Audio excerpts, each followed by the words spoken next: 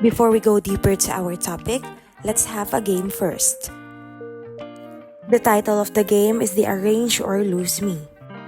The mechanics of the game is that there are jumbled letters presented by each slide and you will be the one to arrange. Please raise your hand while you answer.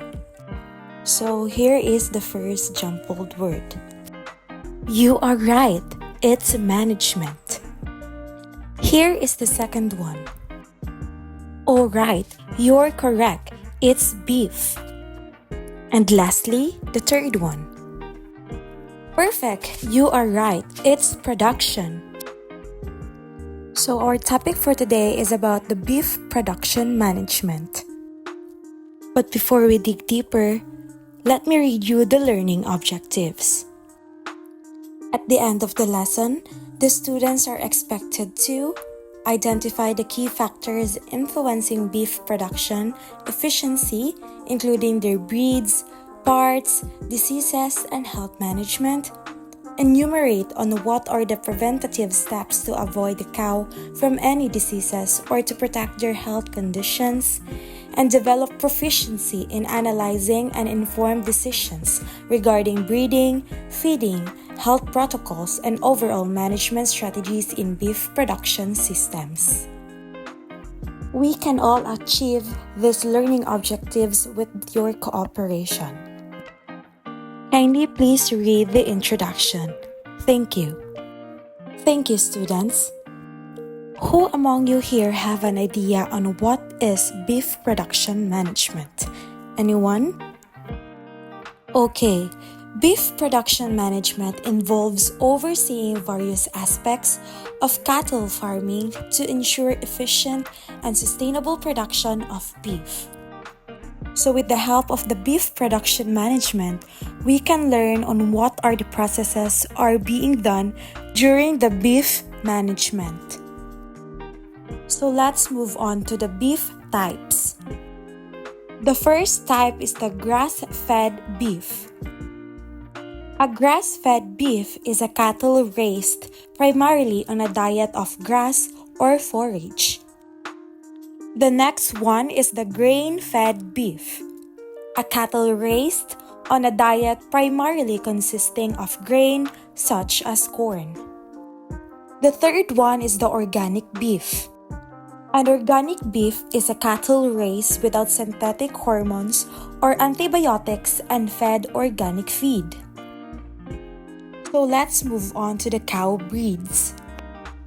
The first one is the Angus cattle.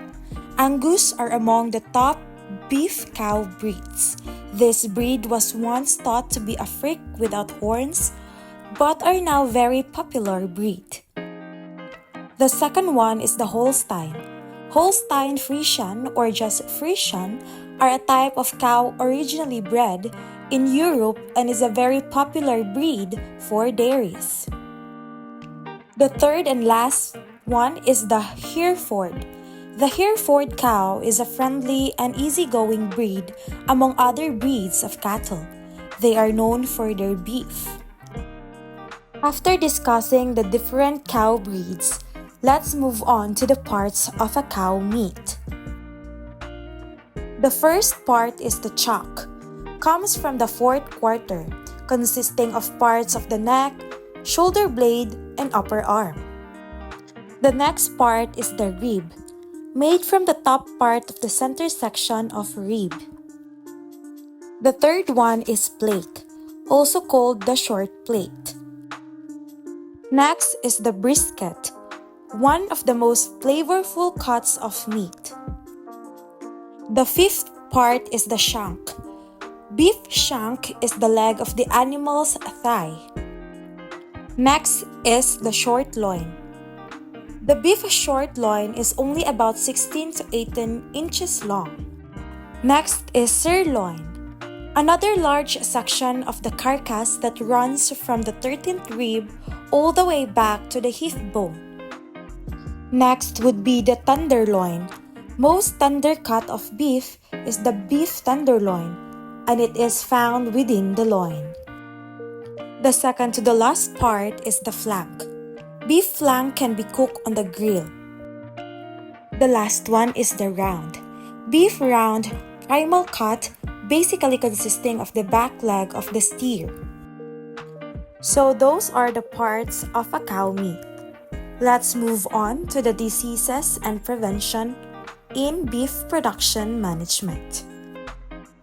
The first disease is the bovine respiratory disease or BRD, a complex respiratory infection caused by multiple pathogens such as viruses and bacteria.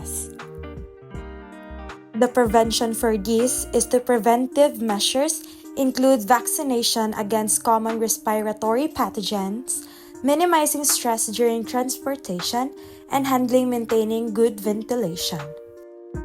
The next disease is the bovine viral diarrhea or the BVD, a viral disease that can cause reproductive losses, immunosuppression, and respiratory digestive problem in cattle. The prevention for this is the prevention strategies include vaccination, biosecurity measures to prevent the introduction of infected animals. The third disease is the foot and mouth disease or FMD, a highly contagious viral disease affecting cloven-hoofed animals, including cattle.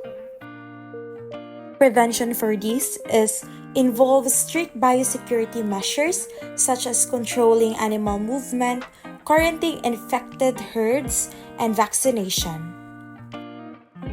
After discussing the disease and its prevention, let's move to the last topic, which is the benefits of beef production management. Beef production provides several benefits including nutrient-rich food. Beef is a good source of protein, iron, zinc, and various vitamins essential for human health. The second one is the economic impact. Beef production contributes to the economy through job creation, income generations for farmers, and revenue from exports. The third one is the land use. Grazing cattle can utilize marginal lands unsuitable for crop cultivation, thus maximizing land use efficiency. The fourth one is the carbon sequestration. Well-managed grazing lands can sequester carbon, helping mitigate climate change. Fifth one is byproducts. Beef production generates byproducts like hides, bones, and organs, which have various industrial and agricultural uses. Sixth, or the last one, is the cultural and culinary significance. Beef is an integral part of many cultural cuisines worldwide, contributing to culinary diversity and traditions.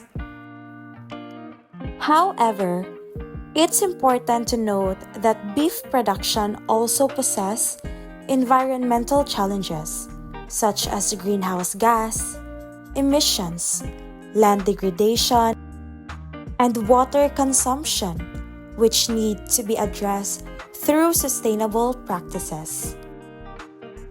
So that's all for the topic beef production management. Before ending the topic, let me leave you a quote by James Herriot, which is, "If having a soul means being able to feel love, loyalty, and gratitude, then animals are better off than a lot of humans." Thank you, students. I hope you learned something new today.